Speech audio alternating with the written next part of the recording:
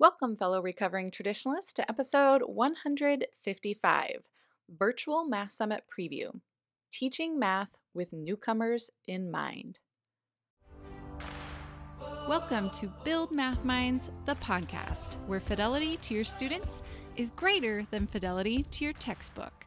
I'm your host, Christina Tonnevold, the recovering traditionalist and BuildMathMinds.com founder, where my mission is to change the way we teach elementary math to our kiddos.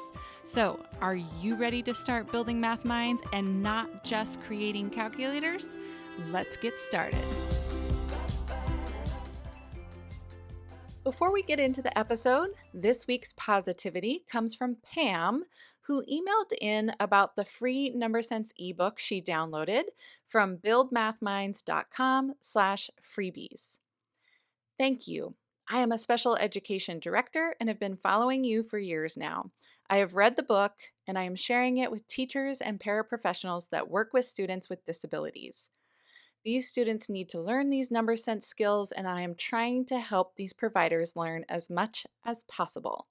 If any of you out there listening haven't checked out the free resources that I have, I'll have the freebie page along with anything else that I mentioned in this episode linked up on the show notes page, which is buildmathminds.com/155.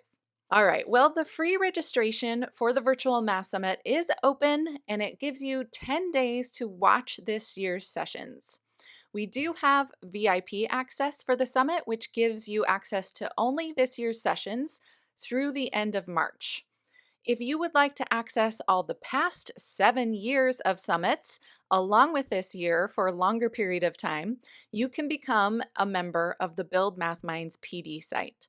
All the sessions for virtual math summits go into that site for our members to have access to. You can find information about all three options by going to virtualmathsummit.com/register. This week's episode is our third preview of some of the sessions from the upcoming 2024 Virtual Math Summit. And actually, in this episode, I'm sharing just one session with you, which is one of our keynote speakers. Dr. Jim Ewing is well known for his work around math for ELLs. I was honored to have him do a keynote last year, and he agreed to do another keynote again this year. Latrenda Knighton, President-elect of the National Council of Teachers of Mathematics, is our other keynote, but I already shared a preview of her session back in episode 153. So in this episode, I'm just sharing a clip from Jim's session about teaching math with newcomers in mind. Okay.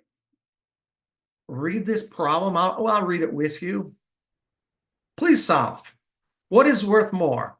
3 tries and 2 conversions, or 2 tries and 2 conversions and 2 goal kicks? Please show your work. Put your pen down when you're finished.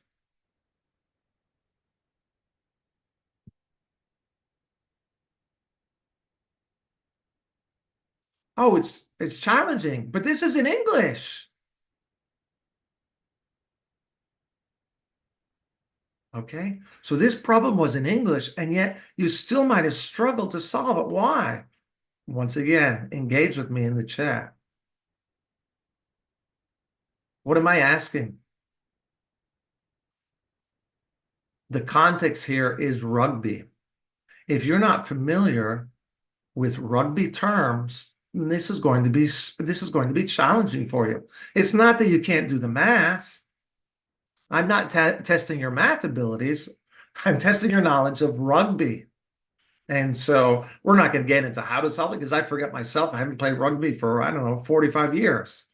I lived in Wales for a year and I played rugby there. But the point here is, how often do our students, our newcomers, get tripped up not only on the language that they're not used to, but also the culture? Remember, by definition, newcomers are students who have not been in our country for a long time.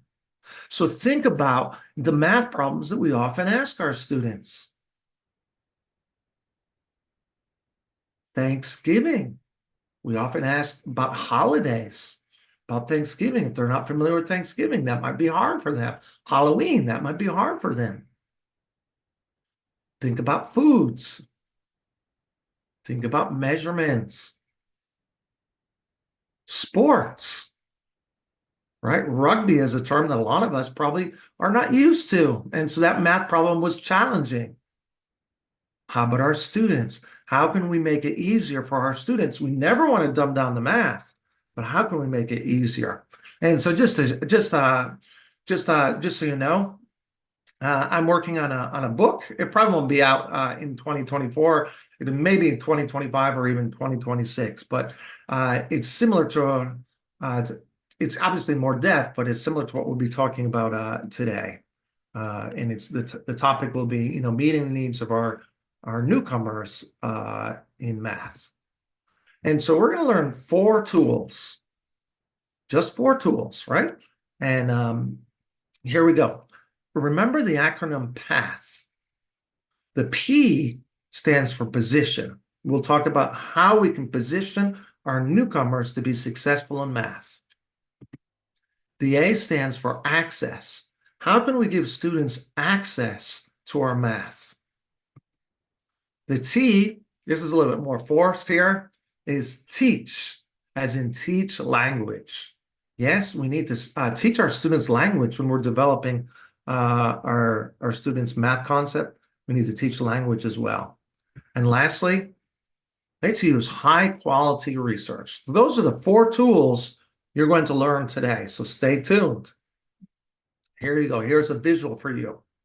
Remember that acronym PATH. So lean in. Let's learn the first one. Let's position newcomers for success. If you'd like to learn more about these 4 tools that Jim shares, go to virtualmathsummit.com/register so that you can get registered and watch Jim's full session along with 23 other amazing Math PD presentations. Until next week, my fellow recovering traditionalists, keep building math minds.